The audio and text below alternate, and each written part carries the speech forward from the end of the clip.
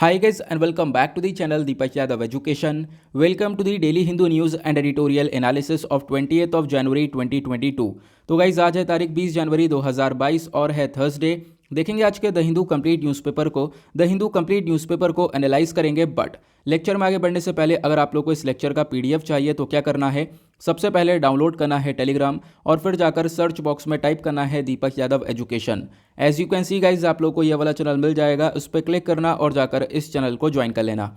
देखो अगर आप लोगों को इस तरीके से ये चैनल नहीं मिलता है तो नीचे डिस्क्रिप्शन बॉक्स में आप सभी लोगों को टेलीग्राम का लिंक दिया गया है, वो लिंक इसी चैनल का है। जैसे आप उस पर क्लिक करोगे ऑटोमेटिकली ये चैनल ओपन हो जाएगा, इसको जाकर ज्वाइन कर लेना। ज्वाइन करने से फ़ायदा क्या होगा, यहाँ पर आप लोगों को डेली बेसिस पर लेक्चर का पीडीएफ मिल जाता है, डेली करंट अफेयर के वीडियो का पीडीएफ मिल जाता है, डेली बहुत सारे डिजिटल नोट्स मिल जाते हैं और ये सारी चीज़ें मिलती हैं बिल्कुल फ्री में, तो जाकर इसको ज़रूर ज्वाइन करना।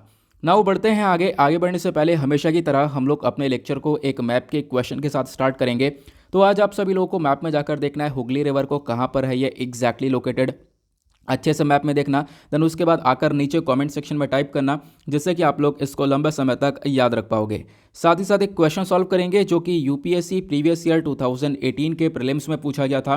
डेली बेसिस पर हम लोग यहाँ पर एक प्रीवियस ईयर क्वेश्चन को भी सॉल्व करते हैं। क्वेश्चन यहाँ पर क्या बोलता है, देखो ऑप्शन में नीचे आपको बहुत सारे लोगों के नाम दिए गए हैं और पूछा गया इनमें से कौन से एक फॉरेन ट्रैवलर हैं जिन्होंने भारत के डायमंड्स और भारत की डायमंड माइंस के बारे में डिटेल में डिस्कस किया था। ऑप्शन ए बोलता है फ्रैंकोइस बर्नियर, ऑप्शन बी जेन बैप्टिस्टे टैवनर, ऑप्शन सी जेन डी थावनोट या फिर ऑप्शन डी एबे बार्थलेमे कैरे। तो इसका सही आंसर आप सभी लोगों को नीचे कमेंट सेक्शन में देना है। एटलीस्ट यहाँ पर सभी लोगों को पार्टिसिपेट करना है, सभी लोग यहाँ पर ट्राई ज़रूर करना। नहीं पता है तो जाकर सर्च करो, आपको बहुत कुछ जानने को मिलेगा। इसका करेक्ट आंसर जो है वो मैंने आप लोग को टेलीग्राम पर भी प्रोवाइड करवा दिया है और उस टेलीग्राम का लिंक आपको नीचे डिस्क्रिप्शन बॉक्स में मिल जाएगा। अब भी आंसर नहीं मिलता है तो कोई प्रॉब्लम वाली बात नहीं है, इसका करेक्ट आंसर मैं आप लोगों को वीडियो के लास्ट में प्रोवाइड करवा दूंगा। तो चलो शुरुआत करते हैं। यह है आज का सबसे पहला आर्टिकल। देखो एग्जाम के पॉइंट ऑफ व्यू से इतना कुछ ये रेलेवेंट आर्टिकल है नहीं, होता क्या है ये छोटे छोटे आर्टिकल्स ना एडिटोरियल पर आ जाते हैं तो वहाँ पर काफ़ी परेशानी होती है समझने के लिए, और हम लोगों ने अक्सर देखा है ऐसा होता रहता है। तो अगर हम लोग यहाँ पर इसको थोड़ा सा क्लियर कर लेंगे, थोड़ा सा हम लोग को इसके बारे में ध्यान रहेगा तो आगे हम लोग इसको आराम से समझ पाएंगे। फिलहाल यहाँ पर कोविड-19 के रिगार्डिंग कंपनसेशन को लेकर बातचीत की गई है। कोविड-19 की वजह से बहुत सारे लोगों की डेथ हुई है, तो उनकी जो लोगों की डेथ हुई है, जो उनके लव्ड वंस हैं, उनको कंपनसेशन दिया जाए। इस चीज़ के ऊपर सुप्रीम कोर्ट बहुत पहले से ही जोर डाल रहा है और सुप्रीम कोर्ट ने अभी वेडनेसडे में वापस इस चीज़ के ऊपर जोर डाला है। सुप्रीम कोर्ट ने वेडनेसडे में डिसाइड किया कि अब यहाँ पर ये कुछ एफर्ट्स लगाएंगे ताकि जो भी फैमिलीज़ हैं जिन्होंने अपने रिलेटिव्स को खोया है उनको कंपनसेशन दिया जा सके, क्योंकि ये बहुत इंपॉर्टेंट है। क्योंकि उन फैमिलीज़ को ये जो आज के टाइम पर परेशानी में पड़ी हुई है, उन फैमिलीज़ को परेशानी से निकालने के लिए ये कंपनसेशन देना बहुत ज़्यादा ज़रूरी हो जाता है। ये एक ह्यूमैनिटेरियन मूव रहेगा। और सुप्रीम कोर्ट साथ ही साथ यहाँ पर ये भी मेंशन करते हैं कि देखो जो स्टेट्स हैं, जो राज्य सरकार है आज के टाइम पर, उन्होंने प्रॉपरली इसके रिगार्डिंग रिस्पॉन्ड किया नहीं है, प्रॉपरली कंपनसेशन प्रोवाइड किया नहीं है। एग्जाम्पल दिया गया है बहुत सारी जगह का, ठीक है, तो वहाँ पर प्रॉपरली लोगों को कंपनसेशन मिला नहीं है, जबकि यहाँ पर ये कंपनसेशन मिलना चाहिए था। सुप्रीम कोर्ट की तरफ से ये स्टेटमेंट निकल कर आया है। सुप्रीम कोर्ट ने यहाँ पर और क्या बोला, इन्होंने बोला कि देखो जो 50,000 रुपये का एक्स ग्रेशिया पेमेंट है ये तो डेफिनेटली मिलना चाहिए हर एक कोविड पेशेंट को, मतलब जिन लोगों की भी डेथ हुई है उनके लव्ड वंस को यहाँ पर ये पैसा प्रोवाइड करवाओ ताकि वो लोग यहाँ पर जो आज के टाइम पर परेशानी में फंसे हुए वहाँ से निकल पाएँ। और हमने ये देखा कि बहुत सारे स्टेट्स ने क्या किया है, बहुत सारे रीज़न दे दिए हैं जिसकी वजह से यहाँ पर कंपनसेशन नहीं दिया गया है। उन्होंने बोला कुछ टेक्निकल ग्लिच हो गया, अब यहाँ पर टेक्निकल काफ़ी परेशानी थी इसी वजह से बैंक अकाउंट में कंपनसेशन नहीं दे पाए। तो इस प्रकार के एक्सक्यूजेस बहुत सारे दिए गए स्टेट्स की साइड से। तो सुप्रीम कोर्ट बोलता है कि देखो यार इन सब चीज़ों को हटाओ साइड में और एक्सक्यूज़ नहीं चाहिए, फिलहाल तो यहाँ पर एक कंपनसेशन पे करना होगा। और उसी प्रकार से आंध्र प्रदेश, बिहार, यहाँ पर इन्होंने भी कंपनसेशन प्रॉपरली दिया नहीं है ऐसा बताया गया। बहुत सारे लोग हैं जिनको यहाँ पर कंपनसेशन की रिक्वायरमेंट है, उनको यहाँ पर प्रॉपरली पैसा मिला नहीं है। क्लियर हुआ? तो ये यहाँ पर सुप्रीम कोर्ट का स्टेटमेंट निकल कर आया है, ठीक है। तो ये सारी चीज़ें यहाँ पर अभी डिस्कस की गई हैं इस आर्टिकल में, बाकी ज़्यादा कुछ है नहीं। जो भी इंपॉर्टेंट बातें थी वो मैंने आप लोग को एग्जैक्टली टू द पॉइंट बता दी हैं। डायरेक्टली चलते हैं हम आप लोग अपने नेक्स्ट इंपॉर्टेंट आर्टिकल की तरफ। अगला आर्टिकल बहुत इंपॉर्टेंट होने वाला है एग्जाम के पॉइंट ऑफ व्यू से, कैसे होगा वो हम आगे डिस्कस करेंगे। अभी यहाँ पर चर्चा की जा रही है, जो हमारी सरकार है, खासकर जो हमारे union labour and employment minister हैं, इन्होंने वेडनेसडे में बोला यह है, हम लोग बहुत सारे स्पेशल कैंप्स को लगाएंगे और उन कैंप्स के अंदर जो वर्कर्स हैं, खासकर अनऑर्गेनाइज वर्कर्स हैं, उनको रजिस्टर किया जाएगा ई श्रम पोर्टल पर। आपको मालूम होगा पिछले साल ई श्रम पोर्टल को लॉन्च किया गया था। अभी ये ई श्रम पोर्टल क्या है मैं आपको समझाऊंगा। तो इस पोर्टल पर क्या होता है, जो अनऑर्गेनाइज वर्कर्स है उनको अपने आप को रजिस्टर करवाना होता है। जब वो इस पोर्टल पर अपने आप को रजिस्टर करवा लेंगे तो उनको बहुत सारे बेनिफिट्स मिलते हैं। वो बेनिफिट्स क्या मिलते हैं वो भी आप लोग को अभी आगे 1-2 मिनट में पता चल जाएगा। क्लियर हुआ? तो ये चीज़ें यहाँ पर बताई गई हैं। इन्होंने बोला कि कुछ अब कैंप्स लगाने वाले हैं, स्पेशल कैंप होंगे जो कि जल्दी जल्दी काम करेंगे, ज़्यादा से ज़्यादा वर्कर्स को ई श्रम पोर्टल के ऊपर रजिस्टर किया जाएगा। क्योंकि यहाँ पर बीच में तो रजिस्ट्रेशन काफ़ी तेज़ी से बढ़ चुका था, आज के टाइम पर इसमें डिले देखने को मिलेगा। तो इन चीज़ों को पूरा करने वाले हम लोग अब इन स्पेशल कैंप की मदद से। प्लस यहाँ पर बोला गया है जो ये पोर्टल है इसको अगस्त 2021 के अंदर हमने लॉन्च किया था और अभी तक हम लगभग 23 करोड़ रजिस्ट्रेशन ऑलरेडी कर चुके हैं जो अनऑर्गेनाइज वर्कर्स हैं उनका। तो अब यहाँ पर इसको और बढ़ाने के लिए इन स्पेशल कैंप्स को लगाया जा रहा है। आर्टिकल इतना सही था, लेकिन इसका इंपॉर्टेंस कितना ज़्यादा है वो आप लोगों को अभी थोड़ी देर में समझ में आएगा। देखो, अगर आप लोग इस आर्टिकल को जब अपने सिलेबस से रिलेट करोगे, डेफिनेटली यहाँ पर हमें सिलेबस से रिलेट करना आना चाहिए। तो आर्टिकल जीएस पेपर 3 और जीएस पेपर 2 दोनों के पॉइंट ऑफ व्यू से इंपॉर्टेंट होगा। पहली बात तो जीएस पेपर 2 के अंदर एक टॉपिक आता है गवर्नमेंट पॉलिसीज़ एंड इंटरवेंशंस, वहाँ से इसको रिलेट कर सकते हो। और जीएस पेपर 3 के अंदर आप देख पाओगे इकॉनमी के बहुत सारे पॉइंट्स आते हैं, एम्प्लॉयमेंट आता है, इशूज़ रिलेटेड टू डेवलपमेंट आता है। तो ये सारे पॉइंट्स के पॉइंट ऑफ व्यू से आप कह सकते हो जीएस पेपर 3 में भी ये आर्टिकल इंक्लूड होगा। अगर हम बात करें तो रिसेंटली चर्चा में इसलिए था क्योंकि हमारी मिनिस्ट्री ऑफ लेबर ने इसको लॉन्च किया था, ई श्रम पोर्टल को लॉन्च किया था। अब डिस्कस करते हैं कि एग्जैक्टली ई श्रम पोर्टल है क्या। इसका देखो मेन मकसद क्या है। इसका मेन मकसद है हम लोग ज़्यादा से ज़्यादा जो अनऑर्गेनाइज वर्कर्स हैं उनको रजिस्टर कर पाएँ इस ई श्रम पोर्टल पर। और हमारा मकसद है लगभग 38 करोड़ अनऑर्गेनाइज वर्कर्स को। अब अनऑर्गेनाइज वर्कर्स कौन कौन से हैं, जैसे कि कोई कंस्ट्रक्शन लेबरर है, ठीक है, जो कंस्ट्रक्शन मजदूरी कर रहा है, कोई माइग्रेंट वर्कफोर्स हो गया, ठीक है, या फिर आप कह सकते हो गली में जो यहाँ पर ठेला लेके घूमते हैं वो हो गए, वेंडर्स हो गए जो ठेला लगाते हैं, रेडी लगाते हैं, डोमेस्टिक वर्कर्स हो गए, ये सारे अनऑर्गेनाइज वर्कर्स हैं। तो ज़्यादा से ज़्यादा वर्कर्स को यहाँ पर इस पोर्टल पर रजिस्टर करने के बारे में हमने यहाँ पर फोकस रखा है। जो ये वर्कर्स हैं जब ये अपने आप को रजिस्टर करवाएंगे इस पोर्टल पर तो इनको एक कार्ड मिलेगा जिसको हम लोग ई श्रम कार्ड बोलते हैं। उस पर 12 नंबर का, एक तरीके से आप कह सकते हो 12 डिजिट का एक यूनिक नंबर मिल जाएगा, ठीक है, ये उनका अपना खुद का ये कार्ड का नंबर मिल जाएगा। अब क्या होगा, कोई भी जो वर्कर है जैसे यहाँ पर आप कह सकते हो ई श्रम पोर्टल पर रजिस्टर होगा, ठीक है, तो उसको बेनिफिट क्या मिलेंगे, बेनिफिट ये मिलेंगे, मान लो यहाँ पर किसी वर्कर का कोई एक्सीडेंट होता है तो एक्सीडेंट होने के बाद मान लो यहाँ पर कोई डिसेबिलिटी होती है, ठीक है, कोई परमानेंट डिसेबिलिटी होती है, कोई परमानेंट अगर डिसेबिलिटी होगी तो या फिर आप कह सकते हो उस व्यक्ति की डेथ हो जाती है तो उसको लगभग 2 लाख रुपए यहाँ पे प्रोवाइड करवाए जाएंगे अगर वो इस पोर्टल पर रजिस्टर है तो। या फिर आप कह सकते हो दूसरी तरफ अगर हम देखें तो बोला जाता है कि अगर मान लो कोई पार्शियल डिसेबिलिटी हुई है, कोई ज़्यादा चोट नहीं आई है लेकिन फिर भी डिसेबिलिटी है थोड़े समय के लिए, टेम्प्रेरी बेसिस पर कुछ डिसेबिलिटी क्रिएट हुई है, तो वहाँ पर क्या होगा, लगभग 1 लाख रुपए का कंपनसेशन दिया जाएगा, 1 लाख रुपए तक यहाँ पर पैसा प्रोवाइड करवाया जाएगा ताकि इन लोगों को हम लोग सपोर्ट कर सकें कुछ ना कुछ बेसिस के ऊपर। देखो, ई श्रम पोर्टल को जो लाया गया था उसके पीछे का सुप्रीम कोर्ट का भी एक बहुत बड़ा हाथ था। सुप्रीम कोर्ट ने सरकार को डायरेक्ट किया कि भाई यहाँ पर अनऑर्गेनाइज वर्कर्स के लिए आपको कुछ करना पड़ेगा, इनके लिए आपको वेलफेयर बेनिफिट्स को प्रोवाइड करवाना पड़ेगा, जिसके बेसिस पर हम लोग इस ई श्रम पोर्टल को लेकर आए थे। और ध्यान रखना, इसको इंप्लीमेंट कैसे किया जा रहा है, जो सरकार है हमारी स्टेट्स के अंदर, यूनियन टेरिटरीज के अंदर, वो सब यहाँ पर इस रजिस्ट्रेशन को कंडक्ट कर रही हैं और इन्हीं के बेसिस पर इसको रजिस्टर किया जा रहा है। अब देखो, हमने डिस्कस किया अनऑर्गेनाइज वर्कर्स के बारे में, ई श्रम पोर्टल के बारे में, जो कि आप लोगों को एक एक चीज़ बहुत अच्छे से क्लियर हो चुकी है, ठीक है। अब यहाँ पर एक चीज़ और आती है, भारत के अंदर जो ये अनऑर्गेनाइज वर्कर का सेक्टर है ना, ये अपने आप में एक ह्यूज सेक्टर है, तो इसके बारे में आपको पता होना चाहिए। एक्स्ट्रा इन्फॉर्मेशन दे रहा हूँ, अपने पास नोट डाउन करके ज़रूर रखना। अगर हम लोग देखें, जो हमारी ministry of labour and employment है, उन्होंने अनऑर्गेनाइज लेबर फोर्स को 4 ग्रुप्स के अंदर डिवाइड कर रखा है। वो 4 ग्रुप्स कौन कौन से हैं? पहला आता है ऑक्यूपेशन ग्रुप। ऑक्यूपेशन ग्रुप के अंदर बात करें तो स्मॉल और मार्जिनल फार्मर, जो छोटे मोटे जो किसान भाई हैं हमारे, वो लोग आते हैं। प्लस यहाँ पर बहुत सारे एग्रीकल्चरल लेबरर्स हैं जिनके पास ज़मीन नहीं है, ठीक है, फिशरमैन जो मछुआरे हो गए, या फिर बहुत सारे लोग जो बीड़ी बनाने वाले लोग हो गए, इस टाइप के यहाँ पर और भी बहुत सारी कैटेगरीज आती हैं, वो सब यहाँ पर इस फर्स्ट वाली कैटेगरी के अंदर देखने को मिलती हैं। दूसरी कैटेगरी है नेचर ऑफ एम्प्लॉयमेंट। इसके अंदर कौन कौन है? इसके अंदर अगेन यहाँ पर मजदूर आपको देखने को मिलेंगे, बॉन्डेड लेबर देखने को मिलेंगे, माइग्रेंट लेबरर्स आपको देखने को मिलेंगे, कैजुअल लेबरर्स देखने को मिलेंगे, वो सब यहाँ पर इस सेकंड वाली कैटेगरी में आते हैं।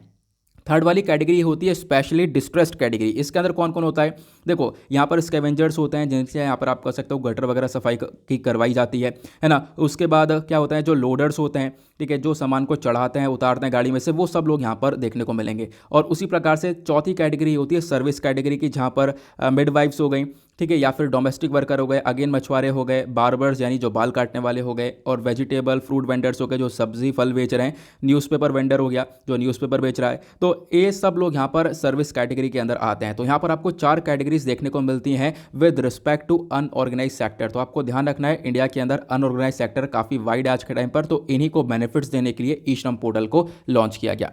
आगे बढ़ते हैं नेक्स्ट आर्टिकल पर। नाउ अगेन यहाँ पर आता है एक और इम्पॉर्टेंट आर्टिकल। इस आर्टिकल में चर्चा की गई है जो ईस्टर्न स्वाम्प डियर होते हैं, ठीक है, जिसको हम लोग बारहसिंगा भी बोलते हैं। अब इनके भी अलग अलग टाइप होते हैं, वो कौन कौन से होते हैं आगे मैं आपको बता दूंगा, डोंट वरी।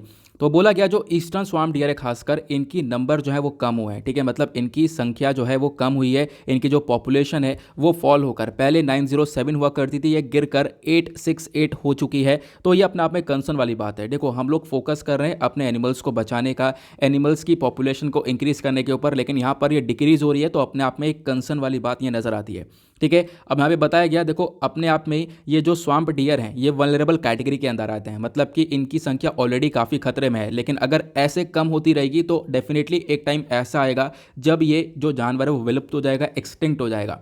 अब एक्सटिंक्ट हो जाएगा तो उससे भी काफ़ी सारी परेशानियाँ। रिसेंटली मैंने डेली करंट अफेयर के वीडियो में आपको बताया था, ठीक है, फूड वेब के बारे में काफ़ी सारी चीज़ें बताई थी, है ना। तो मैं आपको बता देता हूँ फिर भी। देखो होगा क्या, अगर कोई जानवर खत्म हो जाता है पूरी तरह से नेचर से, तो इससे क्या होगा, एक इकोलॉजिकल इम्बैलेंस क्रिएट हो जाता है, ठीक है। तो यहाँ पर बहुत ज़्यादा ज़रूरी होता है हम लोग इन एनिमल्स की जो संख्या है, इनकी पॉपुलेशन है, उसको एक मेंटेन लेवल पर बनाकर रखें। क्लियर हुआ? तो इसी चीज़ को लेकर चर्चा की गई कि खासकर जो इनकी ज़्यादातर पॉपुलेशन है, ध्यान से सुनना, मैंने किसका नाम लिया है, ईस्ट स्वाम्प डियर का। ये डियर बहुत सारे होते हैं, लेकिन जो ईस्ट स्वाम्प डियर है जिनकी संख्या आपको काजीरंगा नेशनल पार्क और काजीरंगा टाइगर रिजर्व में बहुत ज़्यादा देखने को मिलेगी। अब जो काजीरंगा नेशनल पार्क है वहाँ पर इनकी संख्या काफ़ी कम हुई है, ये यहाँ पे बताया गया।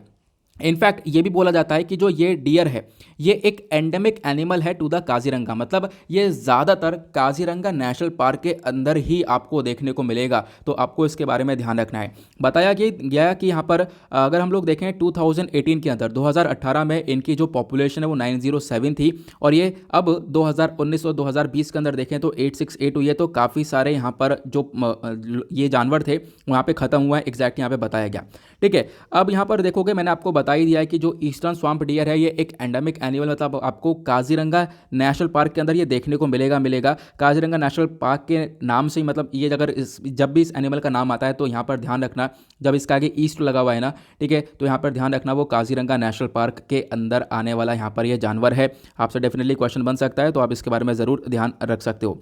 क्लियर हुआ? तो ये इन्फॉर्मेशन दी गई है। फिर उसके बाद और भी इन्फॉर्मेशन दी गई, जैसे कि मतलब अब ज़्यादा कुछ इंपॉर्टेंट नहीं है, जो इंपॉर्टेंट था हमने डिस्कस किया। शुरू का यहाँ पर जो 2-3 पैरा होता है यही ज़्यादातर इंपॉर्टेंट होता है। बात की क्या कहानी, देखो यहाँ पे बोला गया 2011 के अंदर इनकी पॉपुलेशन कितनी थी, फिर उसके बाद 1966 में कितनी पॉपुलेशन थी, बहुत कम थी, 1966 में 213 के आसपास थी।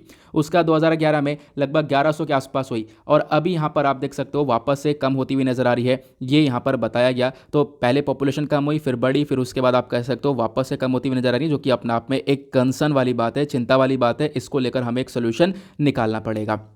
क्लियर हुआ? अब आप कहोगे इस आर्टिकल में ऐसा क्या इंपॉर्टेंट निकला जो हमारे एग्जाम के पॉइंट ऑफ व्यू से इंपॉर्टेंट होगा।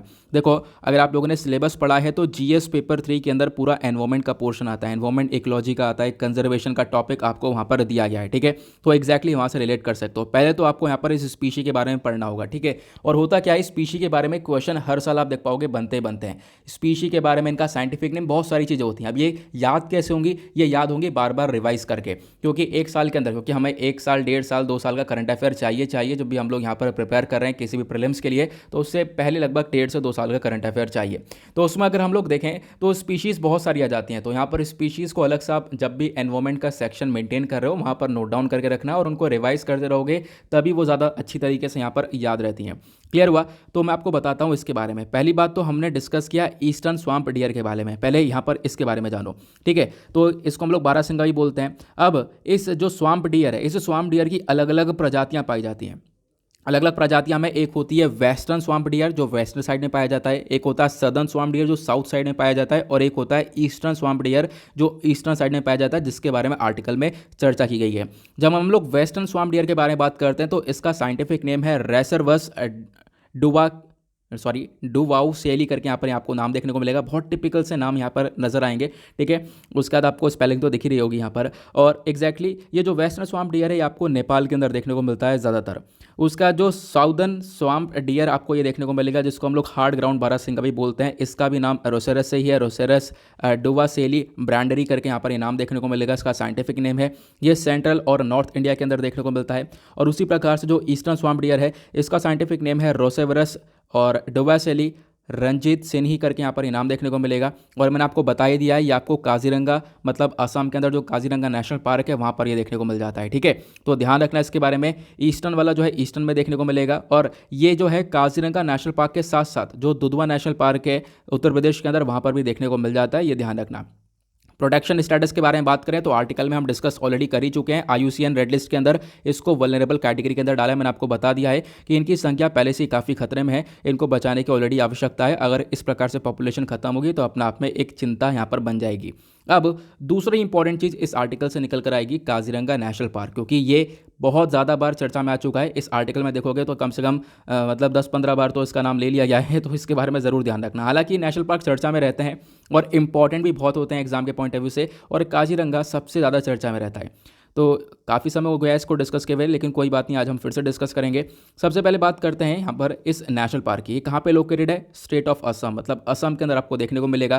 कितना एरिया कवर करता है, कितना हेक्टेयर है, ये हमारे लिए इंपॉर्टेंट नहीं है, ठीक है। सिर्फ स्पेसिफिक इंपॉर्टेंट चीज़ों के ऊपर फोकस करो। असम के अंदर यहाँ पर ये लोकेटेड देखने को मिलेगा। प्लस उसके बाद बताया गया इसके लीगल स्टेटस के बारे में, तो इसको एक नेशनल पार्क डिक्लेयर किया गया था 1974 में, ठीक है। फिर उसका यहाँ पर इसको एक टाइगर रिजर्व डिक्लेयर किया गया है, 2007 में डिक्लेयर कर दिया था। तब से आप देख पाओगे टाइगर रिजर्व है और यहाँ पर बहुत सारे टाइगर्स भी देखने को मिल जाते हैं।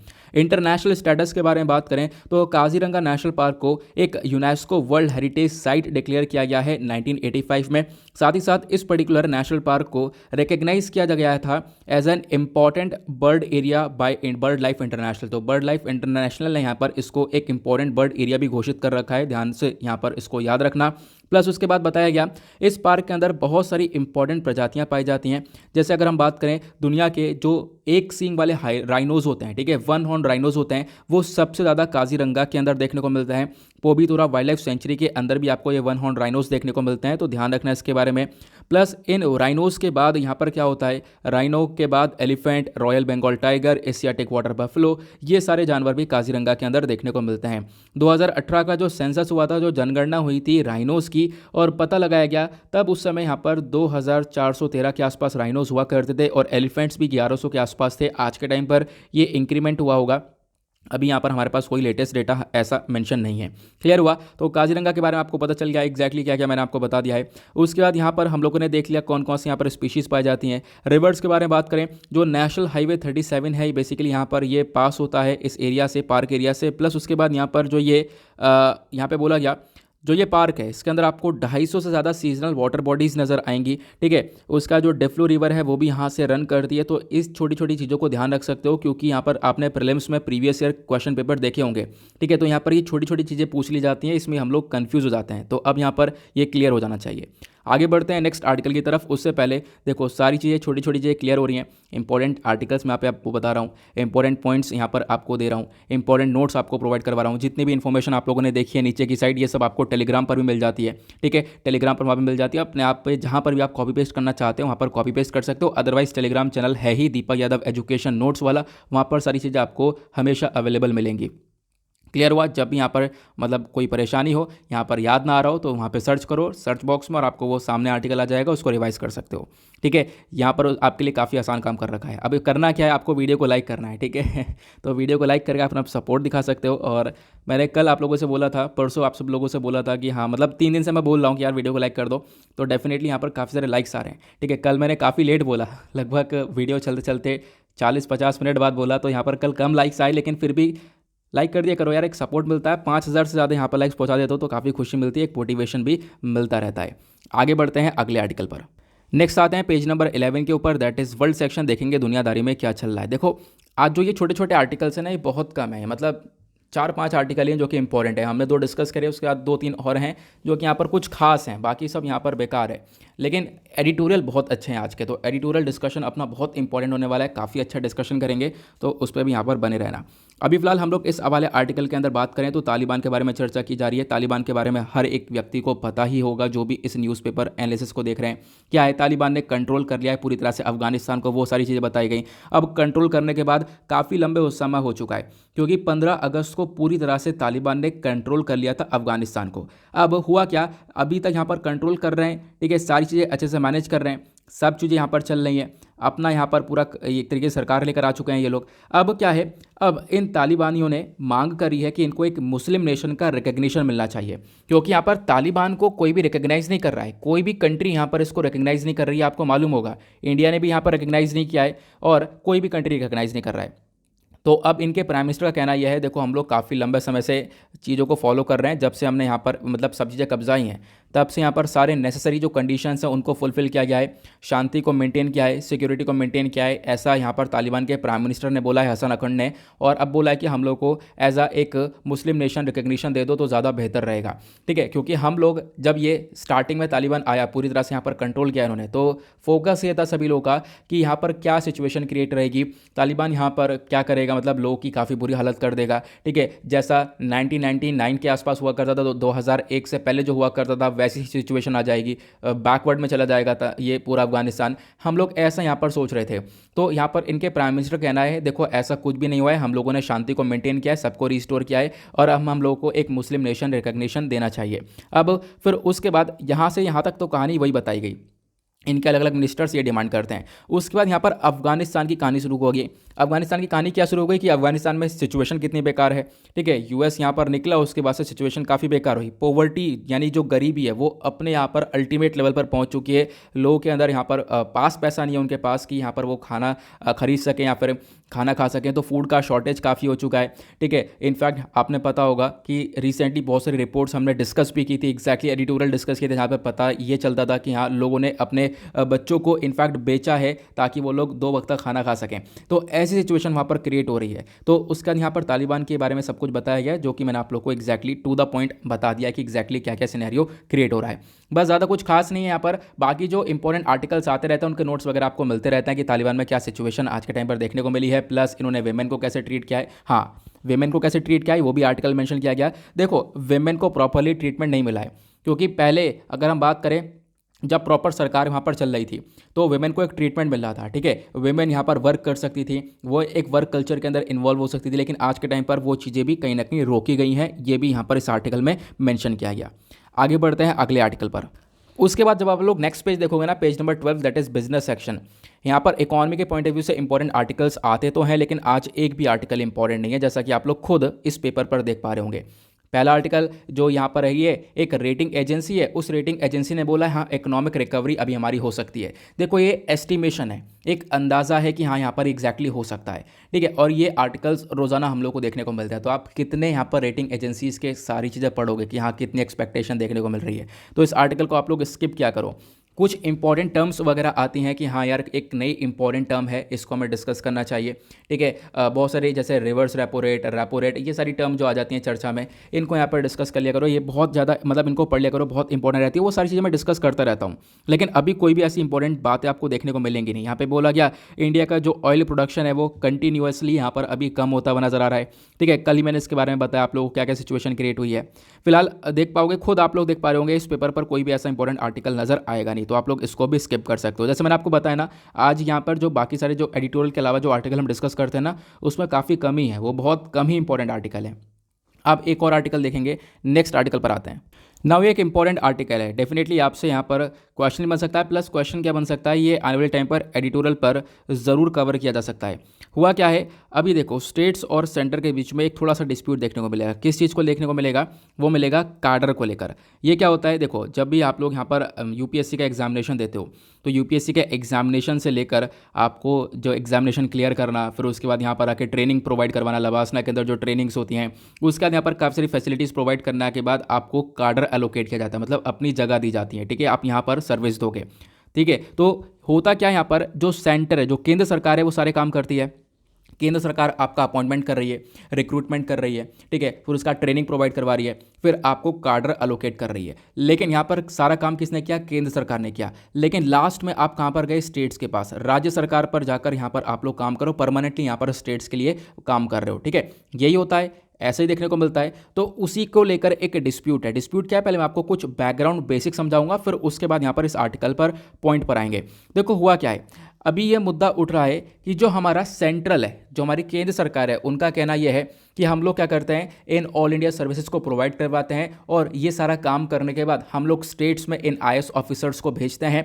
और आज के टाइम पर क्या हो रहा है, इन्हीं आईएएस ऑफिसर्स का एक शॉर्टेज हो चुका है, एक कमी हो चुकी है। कहाँ पर? सेंट्रल लेवल पर, मतलब केंद्र सरकारी लेवल पर आप देख पाओगे तो इन आईएएस ऑफिसर का एक शॉर्टेज देखने को मिलेगा। ये बोला गया, जो number of officers is not sufficient to meet the requirement of centre. अब आप कहोगे सेंटर पर आईएएस ऑफिसर का क्या काम है? तो आपको पता होगा केंद्र सरकार बहुत सारी मिनिस्ट्रीज़ को मैनेज करती हैं, बहुत सारी मिनिस्ट्रीज चलाई जाती हैं। उन मिनिस्ट्रीज़ के अंदर यहाँ पर बहुत सारी पोजीशंस होती हैं जो कि यहाँ पर आईएएस ऑफिसर देखते हैं, ठीक है। तो यहाँ पर क्या हुआ, सेंटर ने बोला हम ही लोग अलोकेट करते हैं, हम ही लोग यहाँ पर स्टेट्स के पास लेकर जाते हैं, सारी चीज़ें प्रोवाइड करवाते हैं, और उसके बाद आज के टाइम पर केंद्र सरकार के पास ही यहाँ पर आईएएस ऑफिसर्स की कमी पड़ रही है।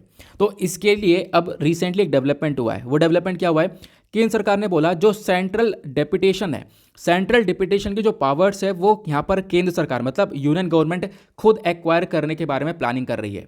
क्योंकि अभी जो ये पावर्स होती है वो स्टेट के पास है। होता क्या है, देखो मैं फिर से आपको एक छोटा सा क्लियरेंस देता हूँ।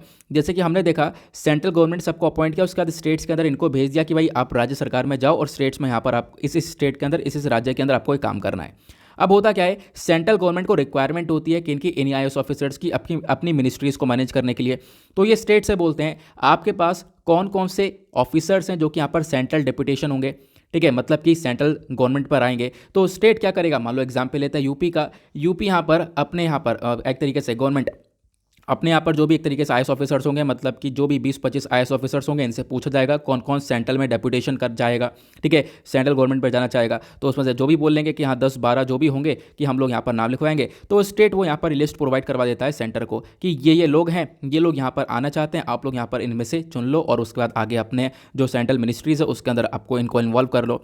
तो ये प्रोसेस होता है। तो कहीं ना कहीं स्टेट्स का एक बहुत बड़ा इन्वॉल्वमेंट है। तो बोला गया यहाँ पर कोऑपरेशन ज़्यादा देखने को मिलेगा ही नहीं, ठीक है। यहाँ पर बोला जा रहा है कि जो यूनियन गवर्नमेंट है, जो हमारी सरकार है, केंद्र सरकार, वो खुद यहाँ पर अब काम करने वाली है।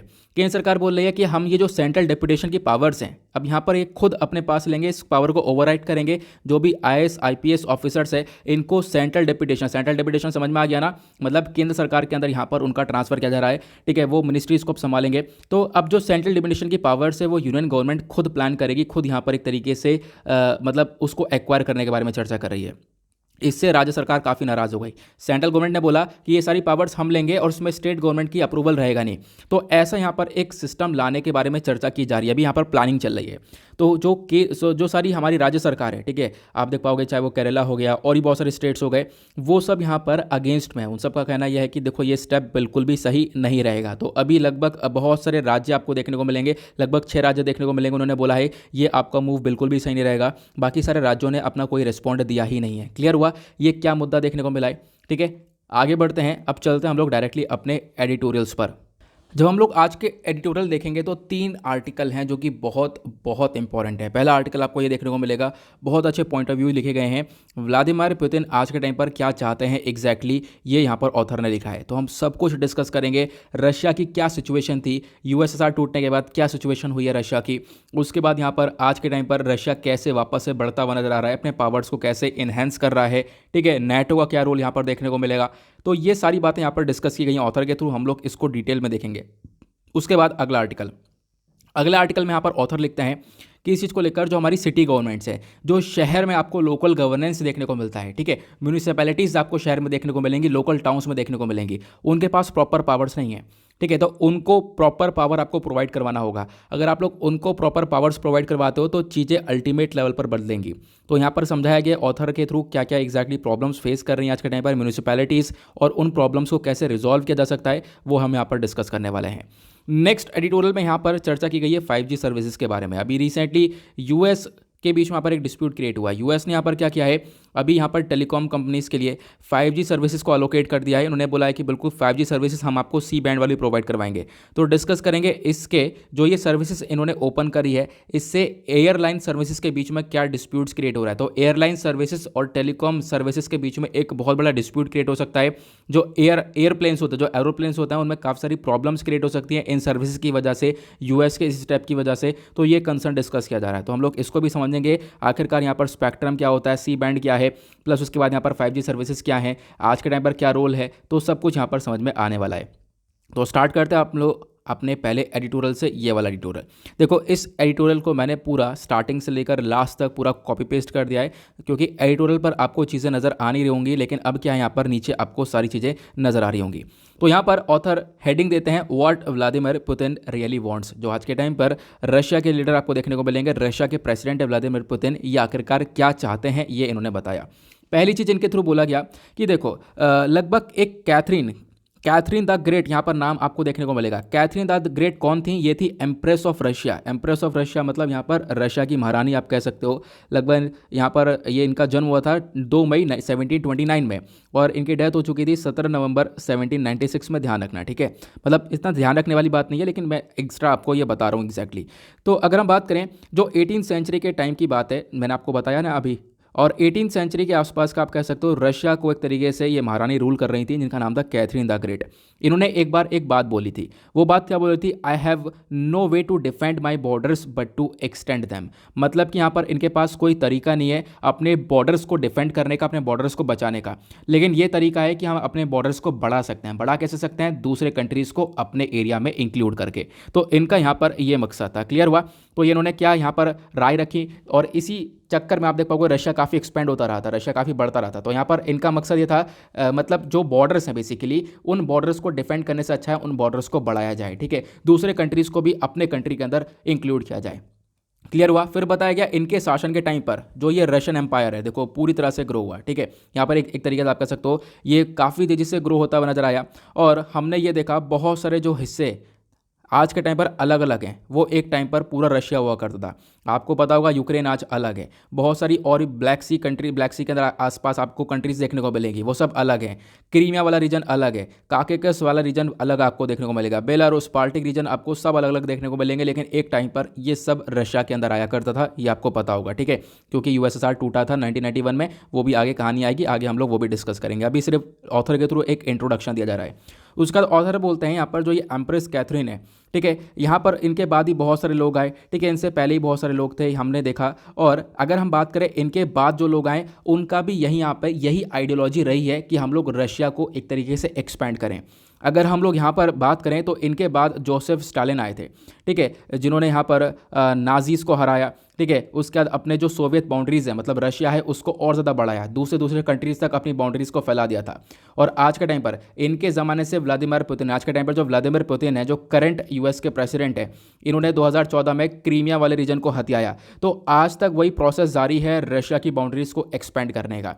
और अभी क्या हुआ है कि देखो क्रीमिया वाले रीजन को व्लादिमीर पुतिन हथिया चुके हैं ऑलरेडी, और यूक्रेन के आसपास जो बॉर्डर है, वहाँ बॉर्डर पर लगभग 1 लाख के आसपास अपने ट्रूप्स को डिप्लॉय कर चुके हैं, ट्रूप्स को भेज चुके हैं, ठीक है, अपने सोल्जर्स को भेज चुके हैं, और पॉसिबिलिटी है कहीं ना कहीं पूरे यूक्रेन को ये कब्जा ले।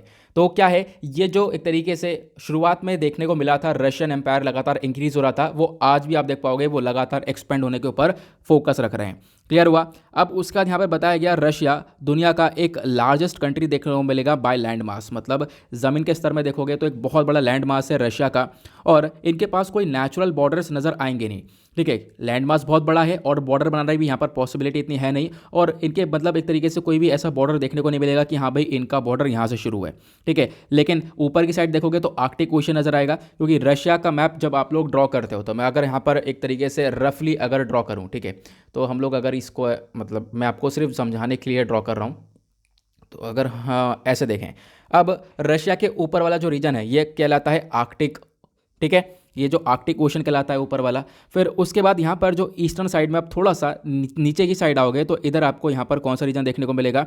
इधर आपको पैसिफिक ओशन देखने को मिलेगा, ठीक है, उधर आर्कटिक हो गया, और इधर यहाँ पर ईस्टर्न साइड में पैसिफिक ओशन देखने को मिलेगा। तो यहीं पर सिर्फ बॉर्डर डिफाइन है, ठीक है। उसके बाद तो इधर सारे देश ही देश है ना, इधर तो सब यहाँ पर कंट्रीज आ गई, यूरोप पूरा यूरोप हो गया, यूरोपियन कंट्रीज नज़र आ गई। तो बॉर्डर सिर्फ रशिया का इतना और इतना नज़र आएगा, बाकी सारी आपको यहाँ पर ये यूरोपियन कंट्रीज नज़र आएंगी, ये यहाँ पर बताया गया। ठीक है, तो बॉर्डर यहाँ पर तो कोई डिफाइन नहीं है, लेकिन सिर्फ बॉर्डर इतना इतना डिफाइन किया गया है, बाकी यहाँ पर कोई भी ऐसा बॉर्डर देखने को मिलेगा नहीं, क्योंकि अपने आप में रशिया पहले ये सारी कंट्री रशिया के अंदर ही हुआ करती थी, सोवियत यूनियन के अंदर ही हुआ करती थी, लेकिन अब ये टूटा तो उसके बाद यहाँ पर ये कंट्री सब अलग अलग हो गई और रशिया अलग अलग हो गया। क्लियर हुआ? बहुत सिंपल शब्दों में आपको क्लियर हो गया ये। अब उसके बाद यहाँ पे बताया गया कि आज के टाइम पर जो बॉर्डर्स हैं, बॉर्डर यहाँ पर रशिया के बहुत ज़्यादा लंबे चौड़े देखने को मिलेंगे। ठीक है, आप देख पाओगे नदर्न यूरोप से लेकर सेंट्रल तक, फिर नॉर्थ ईस्ट एशिया तक पूरा आपको रशिया देखने को मिलेगा, क्योंकि ऑथर ऑलरेडी बता चुके हैं कि यहाँ पर दुनिया का लैंड मास के हिसाब से देखें तो सबसे बड़ा यहाँ पर देश रशिया आपको देखने को मिल जाएगा। उसके बाद बताया गया जो कंट्री का रशिया का एक हार्टलैंड कहलाता है। हार्टलैंड क्या कहलाता है मैं अभी आपको बताऊंगा। ठीक है, अब यहाँ पर आप हार्टलैंड देखोगे जो कि सेंट पीटर्सबर्ग से शुरू होता है वोल्गा रीजन तक। यहाँ पे बोला गया यहाँ पर बहुत सारी परेशानियाँ आई, बहुत सारी अटैक हुए। ठीक है, और आज के टाइम पर भी हार्टलैंड काफ़ी परेशानी में देखने को मिला, और हार्टलैंड को बचाने के लिए ही यहाँ पर रशिया क्या कर रहा है, रशिया एक तरीके से यूक्रेन के साथ यहाँ पर इतना ज़्यादा डिस्प्यूट क्रिएट कर रहा है। अभी हार्टलैंड क्या है मैं आप लोगों को मैप में दिखाता हूँ। अभी जो मैं बात कर रहा था ना वो ये बात कर रहा था, ऊपर आर्कटिक ओशन नजर आएगा, इधर आपको पैसिफिक ओशन नजर आएगा, तो यहीं पर ये बाउंड्रीज नजर आएंगी। इसके अलावा यहाँ पे कोई बाउंड्री डिफाइन ही नहीं है। यहाँ पर आपको सारे नेशंस देखने को मिलेंगे, सारी कंट्रीज देखने को मिलेंगे, नीचे कजाकिस्तान वगैरह देखने को मिलेगा, जो कि सब पहले एक यूएसएसआर का पार्ट हुआ करता था। ठीक है, यूएसएसआर कुछ इस प्रकार से नजर आता था पहले। ठीक है, हार्टलैंड कौन सा एरिया है तो आप लोग ये देखो, ऊपर यहाँ पर जो आपको ये रेड कलर वाला नजर आ रहा एरिया है ये हार्टलैंड कहलाता है, और इसके बाद जो नीचे ऑरेंज वाला एरिया है ये रिमलैंड कहलाता है। ठीक है, दोनों को यहाँ पर ध्यान रखना। अब उसके बाद हम लोग आगे एडिटोरियल पर चलते हैं। अब इन्होंने बताया जो ये कंट्री का हार्टलैंड है ये स्टार्ट होता है सेंट पीटर्सबर्ग से। अब सेंट पीटर्सबर्ग कहाँ पर है मैं आपको वो भी मैप में दिखा देता हूँ, ताकि हम लोग थोड़ा सा चीज़ों को अच्छे से क्लियर कर पाएँ। ठीक है, यहाँ पर आप देख पाओगे ये रशिया स्टार्ट हुआ, ये आपको सेंट पीटर्सबर्ग नजर आएगा। ठीक है, यहाँ से आप देख पाओगे लगातार बहुत सारे डिस्प्यूट्स देखने को मिलते हैं, क्योंकि जो वेस्टर्न नेशंस हैं, ठीक है, जो यूएस है, यूरोपियन कंट्रीज़ है, वो यहाँ तक पहुँच चुकी हैं। ठीक है, अब यहाँ पर रशिया को काफ़ी परेशानियाँ हो रही है। रशिया यहाँ पर चाहता है कि मैं वापस से इन सब चीज़ों को, इन सारे एरियाज़ को वापस से कब्जा पाऊँ, और सारा जो पूरा यूएसएसआर है पहले जैसा उसको खड़ा कर पाऊँ। ठीक है, तो आज के टाइम पर इसके ऊपर फोकस कर रहा है, क्योंकि जो परेशानियाँ हैं ना रशिया के पास वो यहाँ तक पहुँच चुकी हैं, ऐसा यहाँ पर ऑथर मेंशन करते हैं। क्लियर हुआ? तो हमने इसको डिस्कस किया। उसके बाद यहाँ पर और क्या बोलते हैं ऑथर, अगर हम देखें पिछले 20 सालों के अंदर रशिया को बहुत सारी परेशानियां हुई हैं। ठीक है, रशिया के अंदर इन्वेजन करने की कोशिश की गई। अगर आप देखोगे 20 साल के अंदर नहीं, पिछले 200 सालों में 2 सेंचुरीज़ के बारे में चर्चा की है ना। अगर हम पिछले 200 सालों में देखें तो लगभग 1812 की बात है, एक अटैक किया गया था नेपोलियनिक फ्रांस के थ्रू, फिर 1941 में अटैक किया गया नाजी जर्मनी के थ्रू। इन सब अटैक को यहाँ पर रशिया ने हरा दिया, रशिया ने सबको हरा दिया, लेकिन रशिया फिर भी कहीं ना कहीं सफ़र करता रहा ह्यूमन लॉस से, और इनके पास मटेरियल का एक बहुत बड़ा घाटा पड़ा। तो मतलब देखो हराया इन लोगों को डेफिनेटली, लेकिन अपने आप को भी काफ़ी नुकसान पहुंचा चुका था, और एक तरीके से आप कह सकते हो अपने आप में भी काफ़ी हद तक लॉस में जा चुका था रशिया। उसके बाद क्या हुआ, सेकेंड वर्ल्ड वॉर हुआ। सेकेंड वर्ल्ड वॉर हुआ, रशिया ने री एस्टेब्लिश करना चाहा अपना कंट्रोल, कि हम लोग लैंड के ऊपर अपना कंट्रोल वापस से एस्टेब्लिश करें। ठीक है, जो ईस्टर्न यूरोप हो गया, ठीक है, सेंट्रल यूरोप हो गया, सेंट्रल एशिया देखने को मिलेगा, वहां पर हम अपना कंट्रोल वापस से चाहते हैं। रिमलैंड कौन सा एरिया है मैंने अभी आपको दिखाया, नीचे वाला जो हिस्सा है हार्टलैंड के नीचे वाला हिस्सा है वो रिमलैंड कहला रहा है। ठीक है, अभी मैंने आपको मैप में दिखाया है। तो बेसिकली क्या चाहते हैं ये लोग, इस हिस्से के ऊपर वापस से अपना मतलब वापस से इन्होंने एक तरीके से अपना कंट्रोल बढ़ाने की कोशिश की और बढ़ाया भी है। ठीक है, और इनका मकसद ये है कि हम लोग अपने हार्टलैंड को प्रोटेक्शन दें, उसको एक तरीके से प्रोटेक्ट करें। लेकिन हो क्या रहा है यहाँ पर, रशिया इन चीज़ के अंदर इतना कामयाब देखने को मिल नहीं रहा है, क्योंकि यहाँ पर क्या हो रहा है, देखो कामयाब क्यों नहीं हो पा रहा है रशिया, क्योंकि दूसरी तरफ से नेटो परेशान कर रहा है।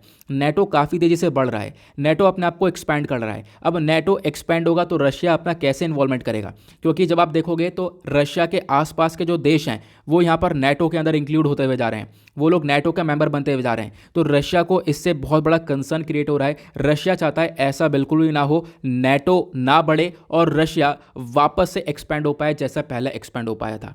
क्लियर हुआ? ये यहाँ पर ऑथर मेंशन करते हैं। तो यहाँ पर क्या बोला कि देखो नेटो का जो एक्सपेंशन है वो एडलेंस हो चुका है। नेटो क्या है, यह है नॉर्थ एटलांटिक ट्रीटी ऑर्गेनाइजेशन। आज के टाइम पर इसमें 30 देश देखने को मिलेंगे जो कि इस पूरा का पूरा एक ग्रुप बनाते हैं। अगर हम लोग बात करें जब सोवियत यूनियन कोलैप्स हुआ 1991 में, सोवियत यूनियन टूटा, तो यहाँ पर क्या हुआ, जो पुतिन थे, ठीक है, अब ये एक तरीके से काफ़ी परेशानी में आए। उसके बाद आप कह सकते हो कि परेशानी में आने के बाद हम लोगों ने देखा कि पूरा ये तरीके से रशिया है, रशिया ने लगभग 3 मिलियन स्क्वायर किलोमीटर का जो ये एरिया है, मतलब अपने आप में आप इमेजिन कर सकते हो कितना बड़ा एरिया है। 3 मिलियन स्क्वायर किलोमीटर का एरिया लॉस किया था इन्होंने, यहाँ पर इतना एरिया खोया था रशिया ने। ये यहाँ पर बताया कब, जब यूएसएसआर टूटा। फिर उसके बाद बोला जो एंटायर रिम लैंड है वो भी जा चुका था रशिया के हाथ से। रशिया का यहाँ पर जो रिम लैंड है उसके ऊपर कोई कंट्रोल नहीं था, ठीक है। देखो यहाँ पर मैं आपको एक बार दिखा देता हूँ, ये जो रिम लैंड आपको इधर की साइड देखने को मिलेगा, यहाँ पर देखने को मिलेगा। रशिया ने अपना बहुत अच्छा रोल यहाँ पर डेवलप किया था, लेकिन अब यहाँ पर पूरी तरह से कंट्रोल जो है खो चुका है रशिया का, ऐसा बताया गया जब यूएसएसआर टूटा तो, ठीक है। यूएसएसआर टूटने के बाद यहाँ पर इनका कंट्रोल यहाँ से भी खोया। उसके बाद बात आती है हार्टलैंड की। हार्टलैंड आपने ऊपर वाला साइड देखा है, हार्टलैंड के ऊपर भी यहाँ पर काफ़ी सारी परेशानियाँ आई हैं और आने वाले टाइम पर भी काफ़ी सारी परेशानियाँ बढ़ रही हैं, ऐसा भी बताया गया। अगर हम लोग पिछले महीने की बात करें तो क्या हुआ था एग्जैक्टली हमने ये देखा कि देखो जो नॉर्थ अटलांटिक ट्रीटी ऑर्गेनाइजेशन है इसके अंदर अभी हमने देखा कि यूक्रेन चाहता है कि इसका एक पार्ट बनना, नेटो का पार्ट बनना, ठीक है। और अपने आप में एक कंसर्न वाली बात है अगर कोई इसका पार्ट बनता है तो, ठीक है, रशिया के लिए कंसर्न वाली बात है। ये यहाँ पर कैसे होगा आगे मैं आपको बताऊंगा। फिलहाल बताया ये गया कि देखो जब यहाँ पर नेटो लाया गया था तो नेटो ने बोला था हम लोग अपने कंट्रीज़ को जितने सीमित है उतने ही रहेंगे, उसको एक्सपैंड नहीं करेंगे। नेटो को हम लोग बिल्कुल भी ईस्टर्न सेक्टर में बढ़ाएंगे नहीं, क्योंकि नेटो लाया गया था यूरोपियन कंट्रीज़ के बीच में। आप देख पाओगे यहाँ पर यूरोपियन कंट्रीज़ हो गई और उसके बाद यहाँ पर आपको और उधर की साइड आपको देखने को मिलेगा यूएस हो गया, इनके बीच में नेटो ग्रुप बना हुआ था। तो इन्होंने यहाँ पर बोला था हम लोग एक्सपैंड नहीं होंगे, हम लोग आगे नहीं बढ़ेंगे और किसी कंट्रीज़ को इंक्लूड नहीं करेंगे जब नेटो को बनाया गया। लेकिन आज के टाइम पर ऐसा नहीं हो रहा है, ये अपने बात पे अड़े ही नहीं है। आज के टाइम पर बहुत सारी कंट्रीज़ इसके अंदर इंक्लूड करते हुए जा रहे हैं। क्लियर हुआ? तो उन्होंने बोला नेटो को हम लोग एक्सपेंड नहीं करेंगे। अब होता क्या है, जो यूनाइटेड स्टेट्स हो गया, यूके हो गया, इन्होंने वापस से बार बार इसी प्लेज को रिपीट किया कि बिल्कुल हाँ हम लोग यहाँ पर नेटो को बढ़ाने वाले नहीं हैं, आगे हम लोग बिल्कुल भी इंक्रीज़ नहीं करेंगे, ठीक है। लेकिन मार्च 1999 में होता क्या है, देखो मार्च 1999 में पहली बार हमने ये देखा जो चेक रिपब्लिक है, चेक रिपब्लिक के बाद हंगरी हो गया, पोलैंड हो गया, ये सारे सोवियत यूनियन के पार्ट हुआ करते थे, मतलब रशिया वाला हिस्सा हुआ करते थे। लेकिन क्या हुआ, ये सब नेटो के मेंबर बन गए कब, 1999 में। तो यहाँ से प्रॉब्लम होनी चालू हो गई। अब इन्होंने बोला ये जो सोवियत यूनियन का हिस्सा हुआ करते थे वो अब नेटो का हिस्सा हो रहे हैं, मतलब वेस्टर्न पावर्स इंक्रीज हो रही हैं, यूएस यूके वाली जो पावर्स है इंक्रीज हो रही हैं, ये नेटो मेंबर बन रहा है और रशिया को यहाँ पर इससे हो गई अब चिंता। तो मार्च 1999 में क्या प्रॉब्लम शुरू हो गई ये आपको पता चल गया। उसके बाद बताया कि इतना तो हुआ ही था 1999 में, उसके 5 साल बाद 7 और देश मिलकर यहाँ पर नेटो का मेंबर बन गए, ठीक है। और वो 7 देश कौन से थे, इसमें 3 बाल्टिक कंट्रीज थी। बाल्टिक कंट्रीज जो कि एस्टोनिया, लातविया, लिथुएनिया होती हैं, और कल मैंने इन बाल्टिक कंट्रीज के बारे में भी आप लोगों को पढ़ाया था, ठीक है। ये बाल्टिक सी के आसपास है, ठीक है, तो इसी वजह से यहाँ पर इनको बाल्टिक कंट्रीज बोला जाता है। तो ये तीनों कंट्रीज थी, प्लस आप कह सकते हो कि इन कंट्रीज के साथ और भी बहुत सारे देश थे। तो 7 और नेशंस क्या हो गए, यहाँ पर नेटो का पार्ट बन गए। तो आप अपने आप में देख सकते हो कि बहुत सारी कंट्रीज जो कि सोवियत यूनियन का पार्ट हुआ करती थी वो नेटो का पार्ट बन रही हैं। हालांकि नेटो ने स्टार्टिंग में क्या बोला था, हम लोग अपने आप को एक्सपेंड नहीं करेंगे, किसी भी नेशन को इंक्लूड नहीं करेंगे, लेकिन ऐसा यहाँ पर कुछ भी देखने को मिला नहीं।